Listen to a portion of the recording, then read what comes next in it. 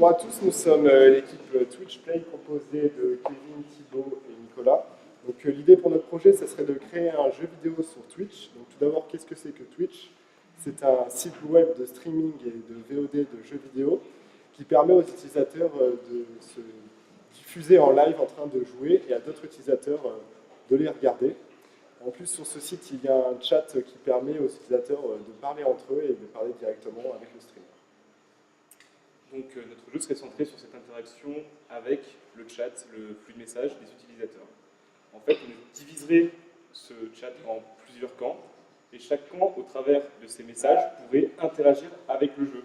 Donc un message pourrait correspondre à une action en jeu, et donc ce serait l'interaction, enfin tout le camp qui, en postant des messages, essaierait de l'action de son camp. Chaque camp aurait un général, une personne qui dirigerait donc, le camp, et ces messages seraient affichés en jeu à l'écran, et tous les autres pourraient clairement voir les instructions de ce général, qui aurait donc pour but de guider cette masse de joueurs vers un objectif.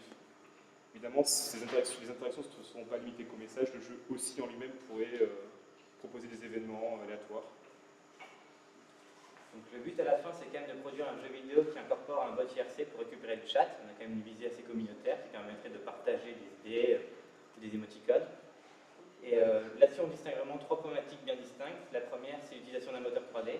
Donc au niveau des technologies, on hésite entre l'utilisation d'Unreal ou du dernier moteur d'Amazon qui s'appelle Unreal et qui incorpore des fonctionnalités avec Twitch.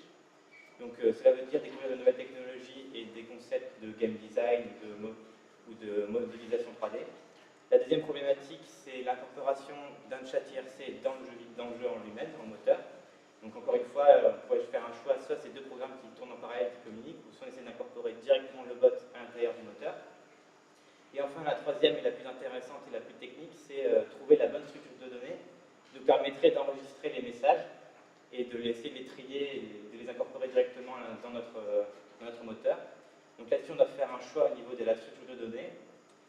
Par exemple, on doit regarder en amont quel type de message cela correspond. Si c'est une commande, on doit enregistrer le choix d'utilisateur dans notre structure en utilisant le pseudo du spectateur en tant que clé. Donc c'est pour cela pour le choix de notre sponsor, on aimerait quelqu'un qui pourrait nous guider là-dedans, qui pourrait nous amener vers le choix des bonnes technologies pour trier nos messages. Donc est-ce que cela serait plutôt orienté vers de la base de données ou vers des données plutôt statiques, car nos données ne sont pas forcément persistantes. Donc on n'aurait pas besoin d'avoir recours à des gros environnements de développement tels que